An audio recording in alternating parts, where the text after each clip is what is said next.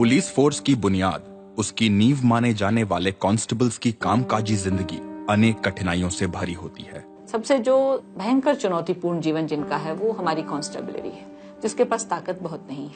वो एक प्रकार से आदेश को मानने वाला हरकारा जैसा है। इनके सेवा के नियमों यानी सर्विस रूल्स के तहत इन्हें 24 घंटे ड्यूटी के लिए तैयार रहने की शर्त के साथ ही नौकरी पर रखा जाता है। अक्सर दिन रात की कड़ी ड्यूटी के बाद छुट्टी तो दूर, कांस्टेबल्स के लिए थाने में कुछ देर के आराम, पीने के पानी और शौचालयों का इंतजाम भी नहीं होता। फिर भी उनसे हर तरह के कामों को मुस्तैदी से करने की अपेक्षा रखी जाती है। हमने एक बॉडी को बिल्कुल सड़ी हुई हालत में उतारा था, बेड की लटकी हुई को, तो उसमें से इस कदर बदबू आ रही थी कि कोई आम नागरिक उसके नजदीक नहीं जा रहा था जहां पर पुलिस तैनात थी। पुलिस आम नागरिक की श्रेणी में नहीं आती क्या? होली, दिवाली, ईद, गणेश चतुर्थी, रक्षाबंधन जैसे त्योहारों पे जहां पूरा देश छुट्टी और खुशियां मना रहा होता है, वहीं ये कांस्टेबल्स अपने परिवारों से दूर सड़कों पर सुरक्षा के इंतजाम देख रहे होते हैं।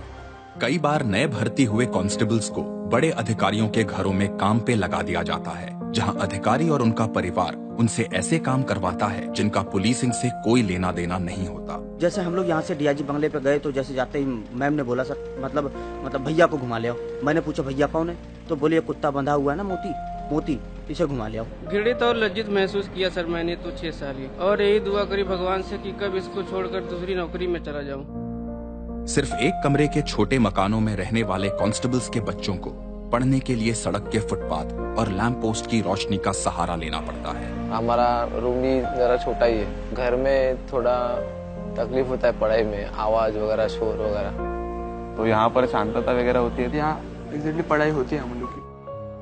क्वार्टर्स की तो कमी सभी रैंक्स पे है, लेकिन कांस्टेबलरी की स्थिति सबसे ज्यादा खराब है। और जो पुराने क्वार्टर्स हैं भी, वो बहुत ही नारकीय तरीके के क्वार्टर्स हैं। कामकाजी जिंदगी का संघर्ष और निराशा उनके पारिवारिक जीवन पर भी बुरा असर डालते हैं। 25 साल हो गया हमें हमारी शादी में, कोई किधर भी नहीं गए हम।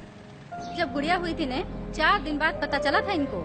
पड़ोस में जो किराए वाले थे उन्होंने फोन करा जी कि आपकी मिसेस की तबीयत खराब है, वो प्रेग्नेंट थी जी उस टाइम। तो उन्होंने कहा कि भैया हम आपको नहीं भेज सकते। मैं कहा साहब मेरी पत्नी तो मरी जाएगी, इलाज कौन करवाएगा उसका? तो बच्चा कमजोर, 2-3 दिन बचने, अब 2-3 दिन बाद ही एक्सपायर हो गया, निक खत्म हो गया। मैंने कई बार देखा है कि छुट्टियां, उनकी सगी माँ की मौत हो रही है, वो नहीं जा पा रही है। व्यथा वही समझ सकता है जिसको एक संवेदनशील मन हो।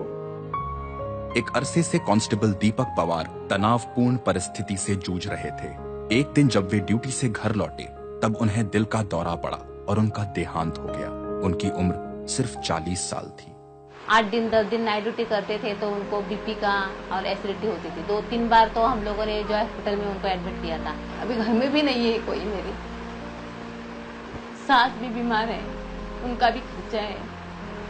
मेरे बच्चे पूछते हैं मुझे, हमारे पापा नहीं है।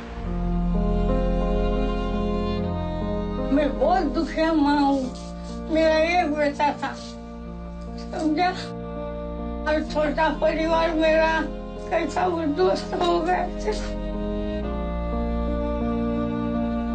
कम तनख्वाह, 24 घंटे की ड्यूटी, परिवारों से दूरी, बदहाल ठिकाने, कठोर जीवन। जिस व्यक्ति की ऐसी जिंदगी हो, उससे सहानुभूति और संवेदनशीलता की कितनी उम्मीद रखी जा सकती है। हमारे एक सीनियर कहते थे कि हम अपने कांस्टेबल्स को नरक में रखते हैं, तो नरक से तो यमदूत ही निकलते हैं, देवदूत नहीं निकलते हैं।